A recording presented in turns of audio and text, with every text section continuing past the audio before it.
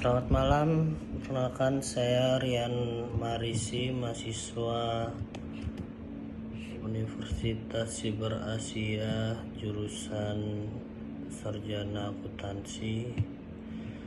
Di sini saya akan mencoba membuat video singkat tentang resume dari ujian tengah semester e-commerce dan bisnis. Tema akan saya angkat adalah jurnal tentang e-commerce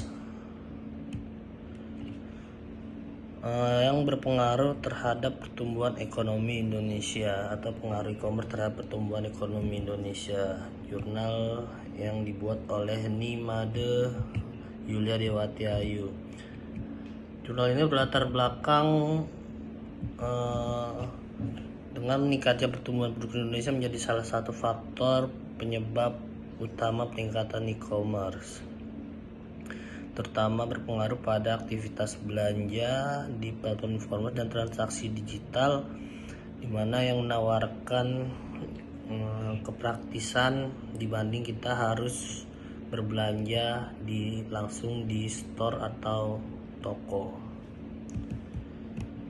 Tujuan dilakukan penelitian ini adalah untuk menguji pengaruh e-commerce terhadap pertumbuhan ekonomi di Indonesia, yang mana potensi e-commerce ini sangat besar sebagaimana dengan jumlah penduduk yang ada di Indonesia. Metode yang dilakukan adalah metode analisis Autoregressive Distributed Lag Approach atau ARDL, yang menjelaskan hubungan yang berkembang antara variabel dependen dan variabel independen, baik dalam jangka pendek maupun panjang. Dan jenis data yang digunakan adalah data sekunder. Teknologi yang diterapkan dalam penelitian ini adalah model regresi data deret waktu yang menggabungkan nilai variabel saat ini dengan nilai sebelumnya, dan juga mengandung satu atau lebih nilai lag variabel dependen relatif terhadap variabel yang jelas. Hasil yang dapat dari penelitian ini adalah setelah diuji memang benar terjadi pengaruh positif terhadap pertumbuhan ekonomi, khususnya jangka pendek dan jangka panjang terhadap variabel yang diuji. Nilai e-commerce berpengaruh signifikan terhadap PDB di Indonesia, sedangkan pengguna internet tidak begitu signifikan berpengaruh dalam jangka pendek dan jangka panjang. Selanjutnya, yang kedua adalah jurnal tentang perkembangan tren dan peraturan perundang-undangan terhadap e-commerce yang dibuat oleh Oni Thoib Hadiwijaya.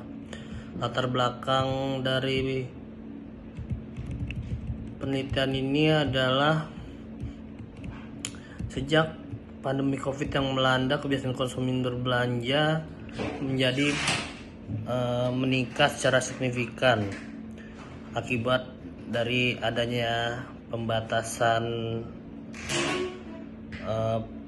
keluar rumah, menjadikan orang konsumtif berbelanja menggunakan e-commerce. Dalam perkembangan teknologi atau e-commerce ini dirasa perlu peraturan yang lebih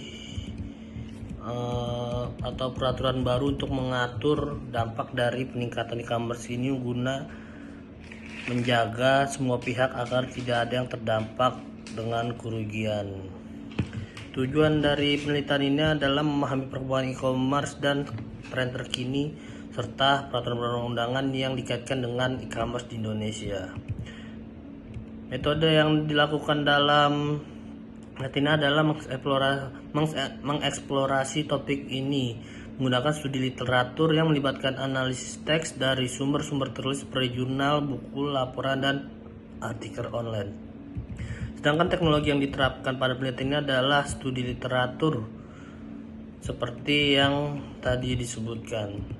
Dan hasil yang didapatkan dari hasil penelitian ini adalah menunjukkan bahwa e-commerce telah mengalami perkembangan pesat dalam beberapa tahun terakhir, dengan semakin banyaknya konsumen yang beralih dari belanja ke toko menjadi belanja melalui e-commerce atau secara daring, dan beberapa tren terkini diantara peningkatan penggunaan AI atau Artificial Intelligence dan Machine Learning, penggunaan chatbot dan virtual assistant, peningkatan pengiriman dan logistik.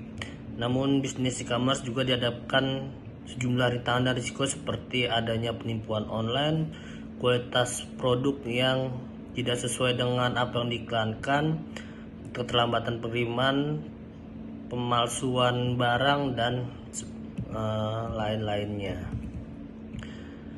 Penelitian ini dilakukan untuk mendapatkan dampak positif dan negatif terhadap perkembangan e-commerce di Indonesia, sehingga dapat membantu kita dalam mengikuti tren yang berubah sekarang ini. Demikian penjelasan dari saya.